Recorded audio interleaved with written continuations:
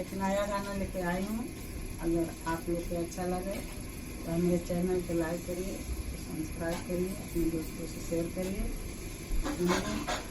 हरिहर हरिहर दूबिया पर लोटे ले गणेश जी, अरे लोटे ले गणेश जी। मन करेला हम गोदिया में खेलती हो, मन करेला हम गोदिया में खेलती हो, मन करेला। हरिहर हरिहर दूबिया पर लोटल गणेश जी, अरे लोटल गणेश जी। मन करेला हम गोदिया में खेलती हो, मन करेला हम गोदिया में खेलती हो, मन करेला।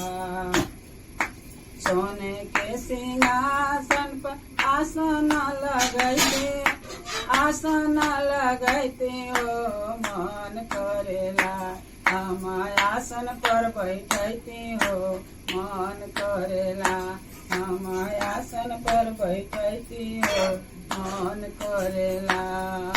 सोने के सिंहासन पर आसन लगैते हो, अरे आसन लगैते हो, मन करेला हम आसन पर बैठते हो, मन करेला हम आसन पर बैठते हो, मन करेला।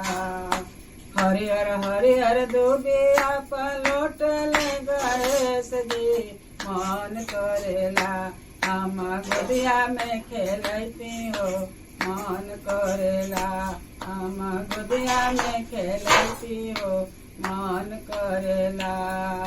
जजरे गरुआ गंगा जल पानी, गंगा जल पानिया, मन करेला हम पौआ पखरती हो, मन करेला हम पौआ पखरती हो, मन करेला हम पौआ पखरती हो, मन करेला।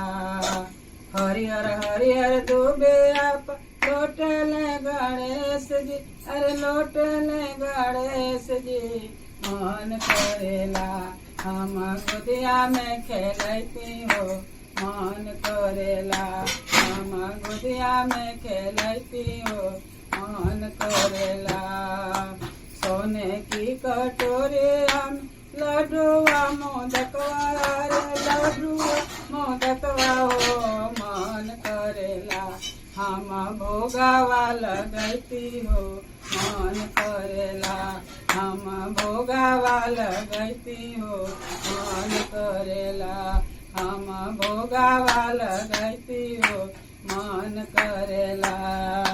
हरिहर हरिहर दूबिया पर लोटल गणेश जी, अरे लोटल गणेश जी। मन करेला हम गोदिया में खेलती हो, मन करेला हम गोदिया में खेलती हो, मन करेला।